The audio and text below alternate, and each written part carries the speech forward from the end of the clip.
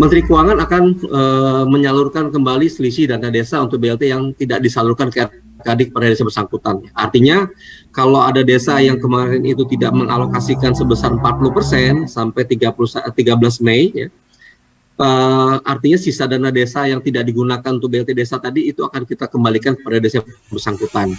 Ini bukan karena kami menerima komplain dari beberapa kepala desa maupun asosiasi Bapak Ibu sekalian. Tapi memang kami berpikir bahwa dana desa yang tidak digunakan untuk BLT desa tadi itu memang harus dikembalikan karena itu menyangkut pertanggungjawaban dari kepala desa itu sendiri. Nah, kemudian Bapak Ibu sekalian, selisih dana desa untuk BLT yang tidak disalurkan tadi itu akan digunakan ya atau arah penggunaannya nanti untuk kegiatan prioritas. Betul, kegiatan penanganan kemiskinan ekstrim ya. Bahkan ini kita sudah mengarah juga dimungkinkan nanti untuk BLT desa tapi berdasarkan data kemiskinan ekstrim. Kemudian juga untuk kegiatan penanganan stunting. Kemudian kegiatan untuk bidang ketahanan pangan dan hewani. Nah, kalau misalnya ternyata nanti 1, 2, 3 ini sudah bisa dipenuhi, masih ada sisa dananya, itu bisa digunakan untuk kegiatan prioritas lainnya. Nah, Bapak Ibu sekalian, untuk desa yang kemarin tidak merekam KPM, ya jumlah KPM sampai tanggal 13 Mei tahun 2022 ini, maka dana desa untuk BLT desa yang seharusnya dianggarkan tidak selalu ke RKAD dan menjadi sisa dari akun. Nah, Bapak Ibu sekalian, kami belum melihat ya apakah ada desa yang sama sekali tidak menganggarkan BLT desa. Ya.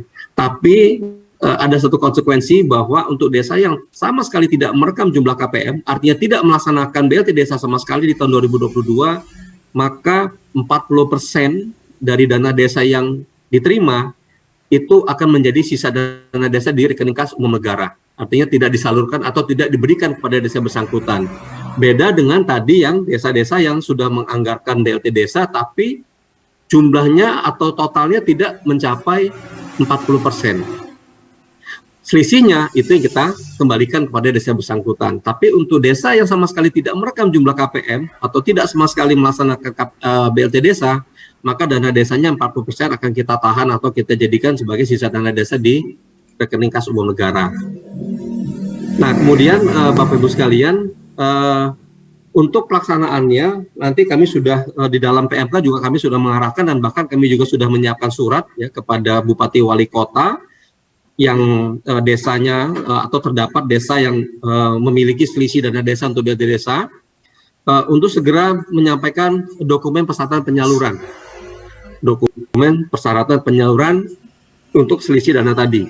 Nah, Bapak Ibu sekalian, selisih dana desa untuk BLT yang akan disalurkan ini nanti mekanisme penyalurannya berbeda dengan yang tahapan 1, 2, 3 atau yang 1, 2 untuk desa mandiri. Dia akan terpisah. Kenapa? Karena kami sudah mencetak di dalam OMSPAN untuk penyaluran dana desa itu dipisahkan antara untuk BLT dengan non-BLT. Nah, sehingga kami tidak mau mengganggu mekanisme yang sudah berjalan ini. Kita tahu Bapak Ibu sekalian, di bulan September ini sudah banyak juga desa yang sudah bahkan salur sampai tahap 2 ya. Bahkan sudah ada yang memproses tahap 3. Nah, jadi kalau misalnya kita masukkan itu ke dalam tahapan, itu akan mengganggu sistem yang sudah kita bangun. Makanya nanti penyaluran dana desa yang selisih untuk BLT ini akan kita buat terpisah. Oleh karena itu nanti pemerintah daerah akan kita minta untuk segera menyampaikan dokumen persyaratannya.